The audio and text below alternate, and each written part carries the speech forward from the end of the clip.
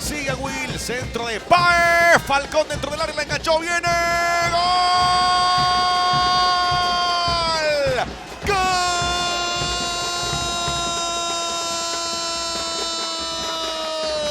¡Gol!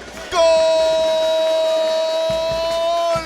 De Recoleta, que comenzó a jugar, a moverla, a tocarla, y Falcón concreta sobre 21 de este primer tiempo. Así avanzó, así la fueron organizando contra campo rival, y lo que hizo Falcón, pausa y definición dentro del área. Pensó un par de segundos y definió. Ponen 1-0 aquí en la Arboleda. Falcón, el autor del gol. Excepcional lo que acaba de hacer Recoleta.